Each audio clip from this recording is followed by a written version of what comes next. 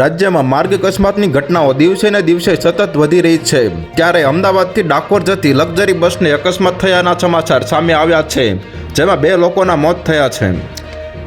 મળતી માહિતી પ્રમાણે અમદાવાદ ડાકોર એક્સપ્રેસ હાઈવે પર ડાકોર એક્ઝિટ પોલ બૂથ પાસે અકસ્માત સર્જાયો હતો, જે અકસ્માતમાં 2 લોકોના મોત થયા છે.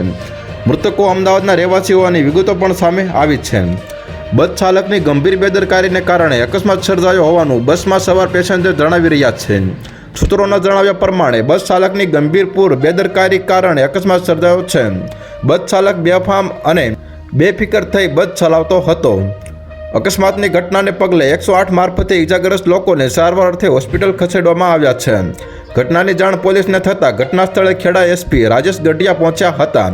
અકસ્માતને લઈને વધુ તપાસ હાથ ધરાઈ છે. તો હાલ અત્યાર માટે આટલું જ મિત્રો. ફરી મળીએ નવી અપડેટ સાથે. તે પહેલાં વિડીયોને લાઇક કરી ગુજરાત ટોપ ન્યૂઝ ચેનલને સબસ્ક્રાઇબ કરો અને પાછળ બેલ આઇકન પણ દબાવો, જેથી તમને નવી ખબરો મળતી રહે.